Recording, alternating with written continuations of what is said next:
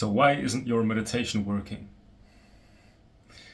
See, most of us have been conditioned and traumatized and all that. And so because of that, we're no longer able to just be. All right, we want to have something more complicated than just being. So we try to find a method of a master that we trust, and that master gives us a technique, and he tells us, when you sit down and do this breath meditation for long enough, then you're going to be free of suffering. So it feels like I'm here, I'm suffering, I'm the one that's experiencing this, and I'm the one in control, and I'm experiencing suffering, and I want to get rid of that suffering. So, and the one who suffers gets a technique, thinks that when I'm doing this technique every day for long enough and good enough, then I'm going to get rid of that suffering. But what if I'm telling you that this very attempt to get rid of that suffering is what's keeping the suffering? Because, imagine the suffering is like Coca-Cola in a bottle, and the one that's doing the technique is like the bottle cap. You have to remove the bottle cap to get rid of the suffering, to get rid of the Coca-Cola in the bottle. So as long as there's a bottle cap that's trying to get rid of the Coca-Cola will stay. See? So what's the technique? What's the actual method to get rid of your suffering? Remove yourself. This sounds impossible to do, but actually it just means that you should stop practicing and just sit.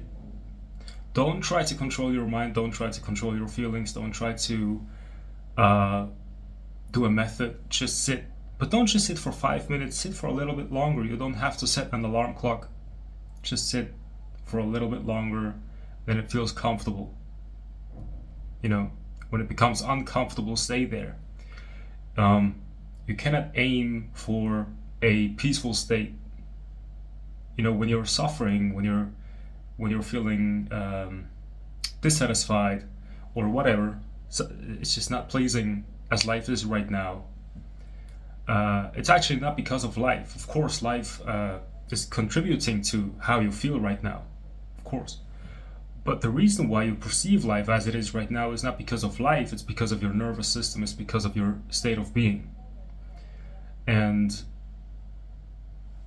so what you can do is just sit. And when you're sitting and you're not doing a practice, then you're just burning in whatever is. What is the fire, and you just burn in that. So when you're not satisfied with what is, you feel the dissatisfaction in your body, for example. Instead of saying, oh, I'm dissatisfied, I must know the best meditation technique, how to get rid of this dissatisfaction. Don't do this, do this instead. Just settle in this dissatisfaction, say this is that's what it is. Settle in that. And stay. And see what happens in the course of 10, 20, 30 minutes or longer. If it really feels uncomfortable, you don't have to push yourself to an hour or even 30 minutes. Just see how long you're able to do it. Just sit with yourself. And I understand that it's painful sometimes. But when as soon as you're reacting to your internal world, as soon as you're reacting to your inner pain, that's when you're doomed. Because when you're reacting to your inner world, then you are going to try and find some solution on the outside. You're trying to get some comfort from someone on the outside, trying to find your home, your center on the outside. And then you're going to fall out of your authority. You're no longer your own center. So, and that's when you become needy, dependent, and weak, basically. And you don't want to be weak. See, when you're able to be in yourself, to be with yourself, whatever it is right now, if you feel immense emotional pain, stay with yourself. Of course, it's okay to talk with friends about what you're going through, but don't expect them to help you, or don't expect them to heal you. That's what I'm trying to say. Don't expect the world to heal you. The only thing that can heal you is non-resistance, non-reaction. So when you are dissatisfied, when you feel suffering right now, you cannot get, you cannot say, I'm suffering, what should I do to attain peace? The only thing you can do is, I settle in that suffering. That suffering is reality right now. I accept it as it is. There is no peace. But what's going to happen by doing this is you're no longer fighting what is. The bottle cap is removed, and the Coca-Cola will slowly just, pour out of the bottle. So you cannot look at peace as something, as a goal that you can attain. Whatever is right now is already the goal. Settle in that, and whatever happens from this point on will happen by itself. It's no longer in your hands. You see? So that's meditation. Basically, meditation is just sitting without method. As long as you are putting in effort, trying to do it, trying to watch thoughts, and I get it. Sometimes I still think I need to watch my thoughts, and I'm like, oh. And then I'm like, no, I actually don't have to watch my thoughts. Just be. Don't put in any effort. Don't even identify with the observer. And just be. And even if it hurts, even if the thought says, oh no, I'm identified right now, oh, just stay. Just stay. And see what happens. By doing this, or by removing the doing, what happens is you allow the mind to sort itself out. And you allow the body to heal itself. You allow the nervous system to regulate itself. Because it's like the digestive system, it works by itself. But if you would try to control your digestive system, then you would interfere in the process, and it wouldn't be able to actually digest the food. In the same way with the mind, with your memories, with your nervous system. So you have to stop putting an effort to heal yourself. But you can prepare the ground and the space and the environment in which your body and mind can regulate themselves. And the rest is not your job. Just sit and see what happens.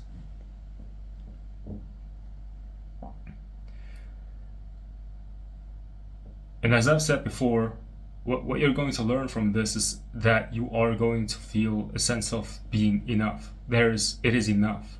You learn, especially when you have, experienced, some situations in your life when you thought that you have finally got the thing that made you feel safe and happy, and you put your whole trust into that thing, and then it goes away. Just like that. And you feel broken inside. And then you try again, and you try again, and you try again, and you try again. And all of a sudden, over time, you realize nothing in this existence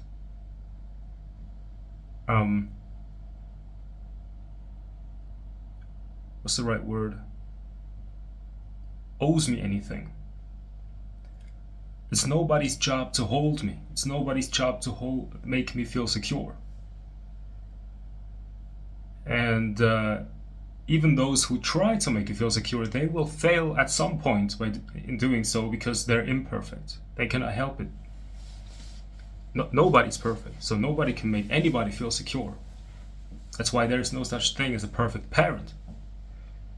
And we just have to accept the fact of that things come and go, and things are not here to make you feel perfectly loved.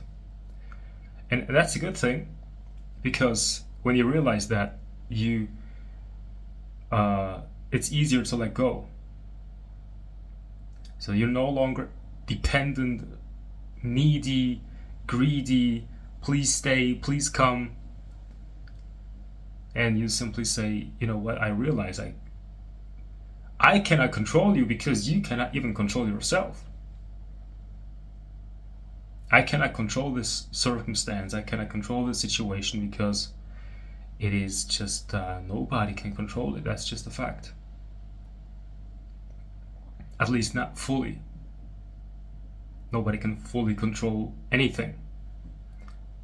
So, but this insight makes it so easy to just let go and find something within you, which is not a thing that you can, it's not a thing, but I have to say it like this.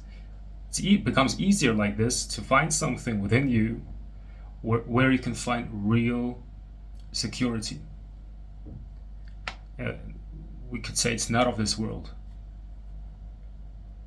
And that's when your neediness really comes to an end and you become independent. It's enough to just be with yourself in a dark room and you don't feel any loneliness at all. You don't feel the need to fill this moment up with something beautiful, with something more. There's no sense of lack. And Jesus said, if you first seek the kingdom of heaven, and everything else will be added on to you. But then you don't need it anymore to have a sense of fulfillment. But you can enjoy it. That's the real love. That's what the things are meant for. They're meant to come to you. You're enjoying them, and then when they go, you say thank you. But you don't lose anything. You don't get anything when they come. You don't lose anything when they go. You see? So, and your true happiness comes from non-neediness, from non-reaction, and from non-doing. Because that's when you realize that you have always been enough. But in the beginning, when you're just sitting and discovering this dimension within you, it feels like hell. Because you're burning. It's like you're burning, but it's a good thing. It's a good thing. Something is being stretched within you. Allow that. That's the healing. That pain, that painful feeling, when you're not resisting that's the healing. That's the thing that's healing you. That's purifying your ego. It's burning your ego until it becomes so pure that it's no longer there, and then it's just this moment, and it's enough as it is.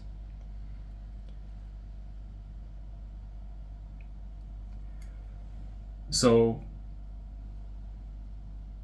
yeah, that's the whole message, basically. Just the reason why your meditation doesn't work is because you're trying to meditate with effort. You put in effort. You're standing in the way. Don't put in effort. Don't. There's no method. There's no such thing as a meditation technique. Meditation isn't something you do. Meditation is something you allow. You go out of the way and meditation happens. You no longer put in effort to change yourself and meditation happens. You no longer try to bring order into your chaotic mind and meditation happens. You see, this is something that you have to discover for yourself. Anyway, I hope this video helped you. And if it did, please leave a comment and a like, subscribe, and have a great day.